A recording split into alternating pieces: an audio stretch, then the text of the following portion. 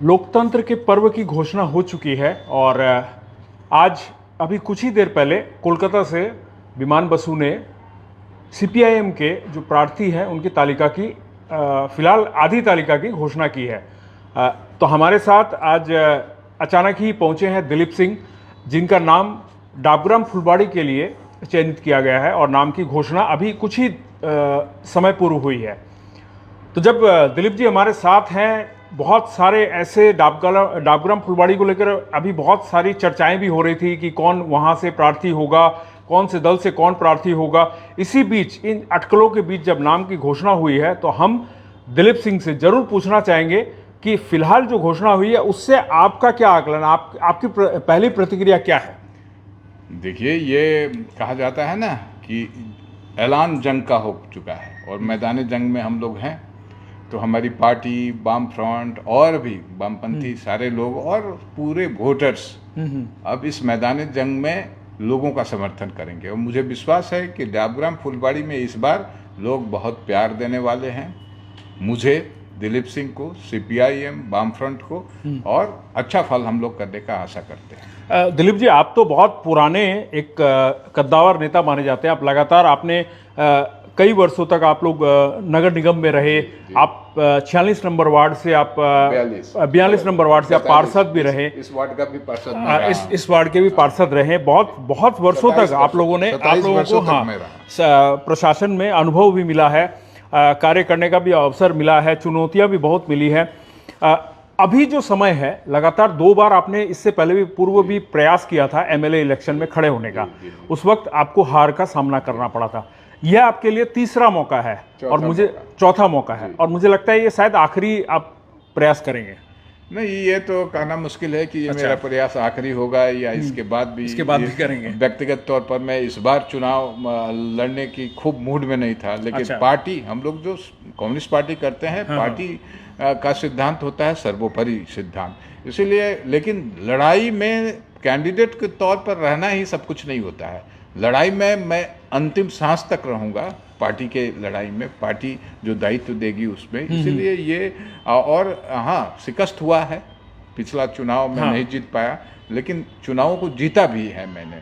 94 से लेकर लास्ट लगातार तक लगातार, और 3 बार तो सिलीगुड़ी में सर्व से ज्यादा वोट पाने का भी ये सुनाम मिला और सुअवसर मिला है। इसलिए देखिएगा, 77 में वामफ्रंट सरकार जब आई प्रथम बार, तो कोई सोच नहीं पा रहा था कि वामफ्रंट ही सरकार बनाएगी। जनता पार्टी के साथ वामफ्रंट के उस समय तत्कालीन नेता 51% सीट दे रहे थे कि भाई आप ये सीट ले लो और चलो अलायंस करो, लेकिन लोगों ने जिता दिया। इस बार भी वैसा ही मूड है, लोग त्राही मचा हुआ है, तबाह है तृणमूल कांग्रेस के इस वर्तमान सरकार से।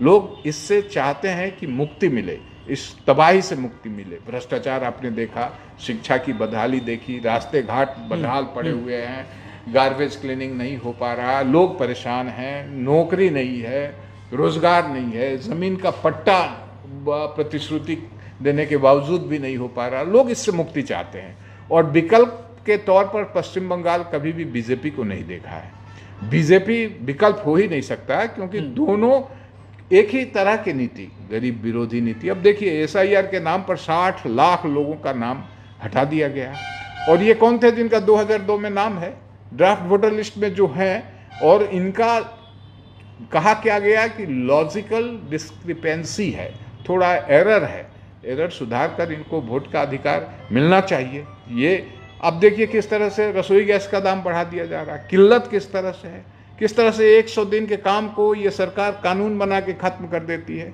किस तरह से लेबर कोड के नाम पर। तो मोदी जी ने भी कहा था 2 कोटी बेकार लोगों को नौकरी देने की बात, नहीं मिला।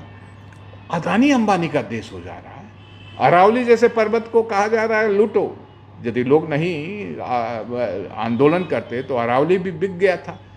तो ये तमाम चीज़ों से लोग तबाह हैं। लोग नोटबंदी को देखें, लोग आज एसआईआर से भुगत रहे हैं। लोगों ने देखा किस तरह से ये सरकार केवल एक के बाद एक बातें कहती हैं, लेकिन करती कुछ नहीं है।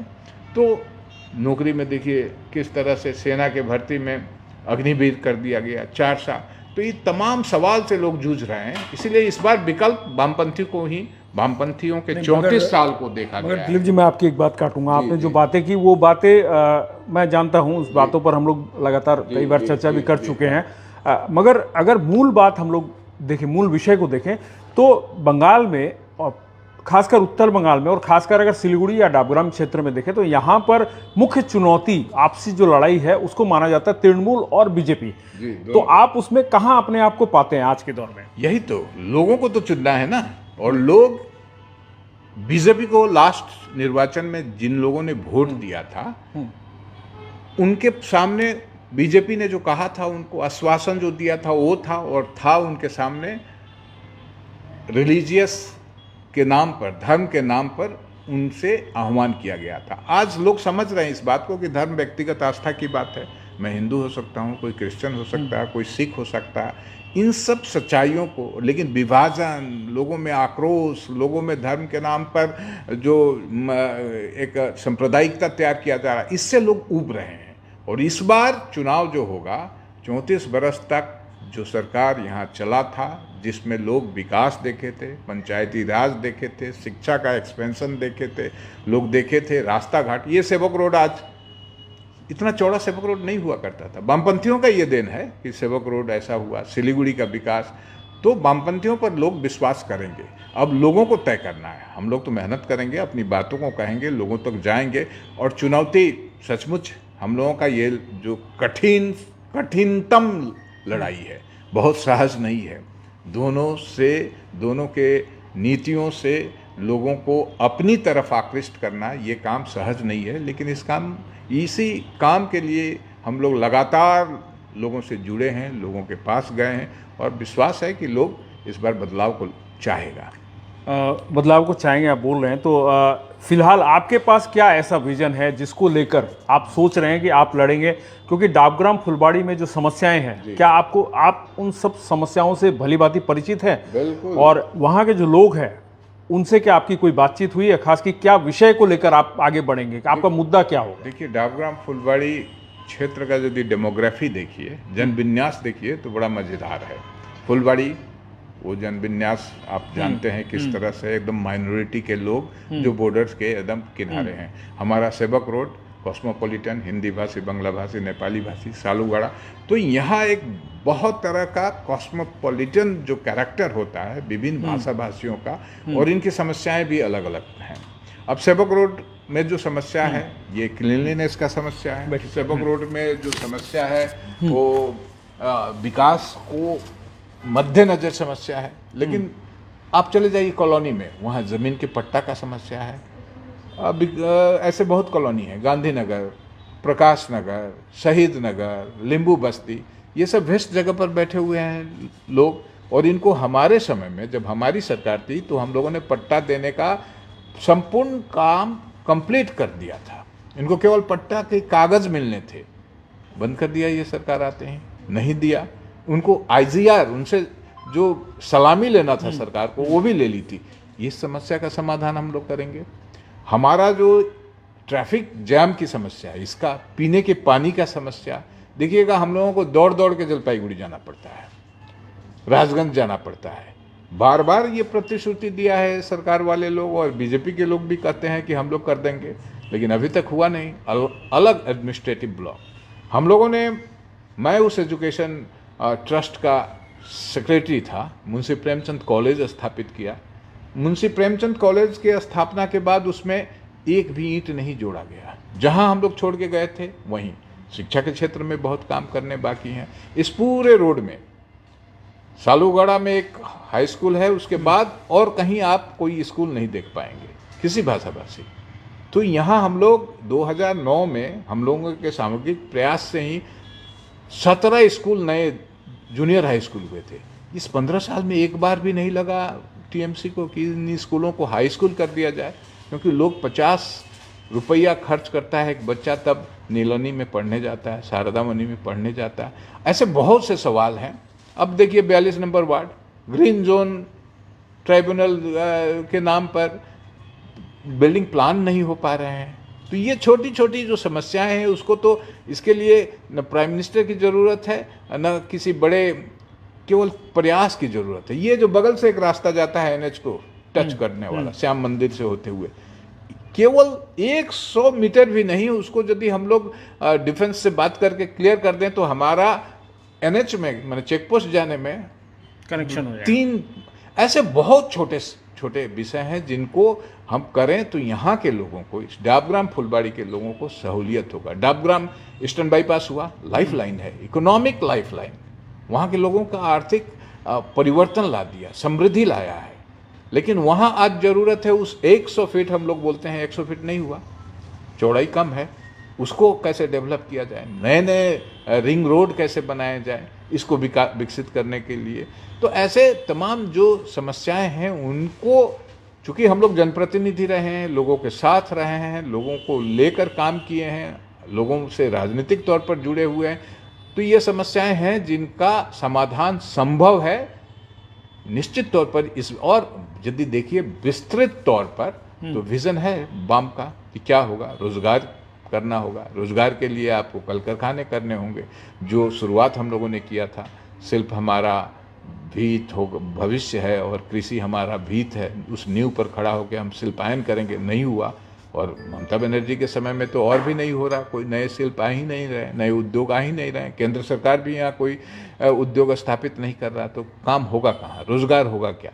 वाम का स्पष्ट विजन है कि हम रोजगार देंगे, शिल्प लाएंगे, उद्योग लाएंगे, कल कारखाने लाएंगे। अच्छा, अपने शहर में आईटी सेक्टर एक आया था माटीगरा में, उसके बाद कोई नया आईटी नहीं। अच्छा, सरकार का काम तो है रोजगार पैदा करना, लेकिन नहीं, कुछ भी रोजगार के क्षेत्र में देखिए दोनों सरकार फेल है। तो ये विजन है हमारे, शिक्षा को, स्वास्थ्य का क्या बदहाल।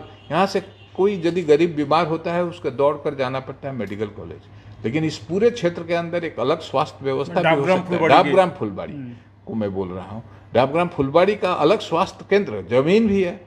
देखिएगा टीबी अस्पताल जिसको हम लोग जानते हैं, वो तो पुराना स्वास्थ्य केंद्र है, उसको हम डेवलप कर सकते हैं। यहाँ कितने लोग हैं, बहुत ऐसी समस्याएं हैं जिनको हम छोटे प्रयास से कर सकते हैं, लेकिन नहीं, जो भी यहाँ निर्वाचित होकर अभी तक आए, कोई इन सब चीज़ों पर ध्यान ही नहीं दिया। दिलीप जी, मैं आपसे बस सिर्फ आखिरी एक सवाल करूंगा, क्योंकि दर्शकों मैं आपको बता दूं, दिलीप सिंह है जो कि जिनका अभी अभी नाम की घोषणा हुई है, ये प्रार्थी बने हैं डाबग्राम फुलबाड़ी से सीपीआईएम के। तो हम इनसे जब मुलाकात हुई तो हमने सोचा कि चंद कुछ सवाल कर लेते हैं। अच्छा लगा। बहुत सारे सवाल हैं हमारे पास, लेकिन अभी हम नहीं करेंगे, आपको हम इसके लिए कुछ दिन इंतजार करना पड़ेगा। 1-2 रोज के बाद ही हम आपको एक कार्यक्रम, जो हमारा जो फेवरेट कार्यक्रम है चाय चौपाल, उसके अंदर दिलीप जी को बुलाएंगे, और फिर हम बहुत सारे हमारे पास प्रश्न हैं, और दर्शकों के अगर कोई प्रश्न हो तो आप कमेंट में लिखिए, हम उन प्रश्नों को भी दिलीप जी से पूछेंगे। एक आखिरी प्रश्न है, फिलहाल सिलीगुड़ी की जो राजनीति है या डाबग्राम फुलबाड़ी के इर्द गिर्द जो हमारे जो एसएमसी के एडोन जो वार्ड है, तो वहाँ पर अभी हिंदी भाषियों को लेकर बहुत सारी चर्चाएं होती रहती है। इस बार तृणमूल भी हिंदी भाषियों को आगे ला रही है, भाजपा तो खैर हिंदी भाषियों को आगे ला ही रही है। आप लोग कहाँ पर हैं उस दौड़ में? संजय जी, मैं इस बात से सहमत नहीं हूँ कि भाजपा और तृणमूल हिंदी भाषियों को प्रोत्साहित कर रही है और आगे ला रही है। देखिएगा, यही तृणमूल कांग्रेस और इनके ही टॉप मोस्ट लीडर लोग हिंदी भाषियों को बहिरागत कहते हैं कि ये बहिरागत हैं, और हिंदी भाषियों को केवल चुनाव के मद्देनजर कभी कभी कुछ जगह दे दिया जाता है, ये स्पेस जो दे दिया जाता है टेम्पोररी, आप कहना चाह रहे हैं? हाँ, ये स्पेस बिल्कुल चुनाव के मद्देनजर, चुनाव में लोगों को हिंदी भाषियों के वोट के चलते। लेकिन हिंदी भाषियों के ऊपर जब भी आक्रमण होता है, देखिएगा एक दल, एक संगठन निकला है जिसको ये सभी लोग बैकअप करते हैं, और वो हिंदी बोलने के कारण से हिंदी भाषियों के ऊपर आक्रमण करते हैं। ये बंगाल की संस्कृति ही नहीं है। बंगाल की संस्कृति है सबको लेकर, सब भाषा भाषी को सम्मान देना, सब भाषा भाषी एक साथ यहाँ रहे हैं, हमारे शहर सिलीगुड़ी में भी। और बंगाल सचमुच बंगाली या ना जो है, हम लोगों ने शरद चंद्र को देखा है, बंकिम चंद्र को देखा है, हम लोगों ने देखा है सत्यजीत राय को, हम लोगों ने देखा है यहाँ की जो कल्चर है, यहाँ मृणाल सेन को देखा गया है, ऋतिक घटक, हिंदी गाने जितने भी गाए, किशोर से लेकर अशोक कुमार से लेकर सलील चौधरी, ये तमाम लोग हिंदी भी गाए हैं। ये संस्कृति थी। हम लोग भी यहीं जन्मे हैं, पढ़े हैं, सिलीगुड़ी कॉलेज से लेकर हिंदी हाई स्कूल तक। कभी भी नहीं लगा कि इस शहर हम लोगों के लिए असुरक्षित है। लेकिन इन दिनों ये 11 के बाद हमारे भाषा के नाम पर जो अटैक हो रहा है इसको बंद करना चाहिए और सभी लोग एक साथ मिलकर रहे।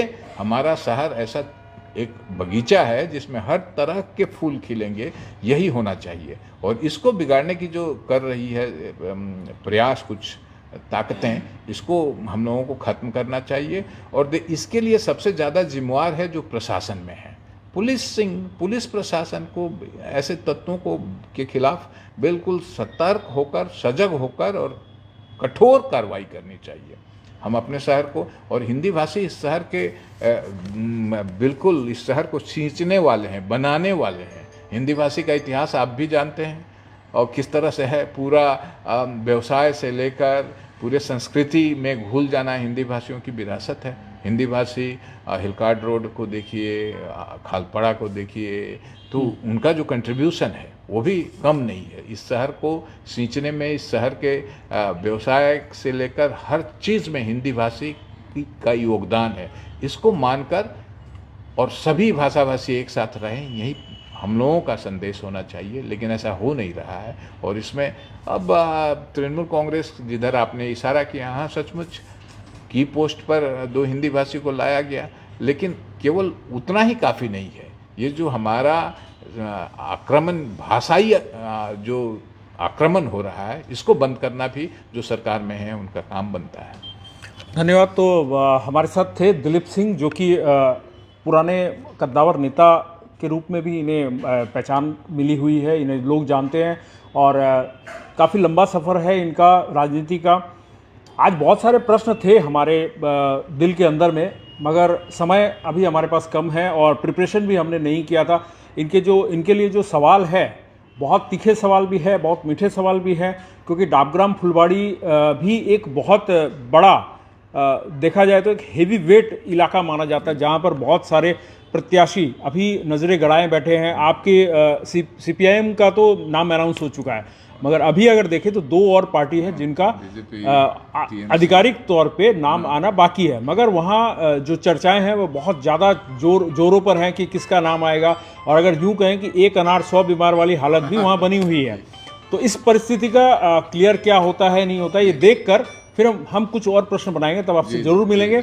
और दर्शकों के मन में भी उठ रहा होगा कि हम इनसे और कुछ सवाल क्यों नहीं करें। बहुत सारे ऐसे सवाल हैं, मुझे लगता है जो सीपीआईएम के जो नेता हैं उनसे सवाल करने का मन कर रहा होगा। जैसे युवाओं को लेकर, युवा प्रतिनिधि आपके पास क्यों नहीं है, अभी ज़्यादा दिख नहीं रहे हैं, वो सब बहुत सारे सवाल हैं। मुझे लगता है इसको अभी विराम देकर फिर हम मिलेंगे आपसे। तो आप यूँ ही देखते रहिए हर समय खबर समय। धन्यवाद।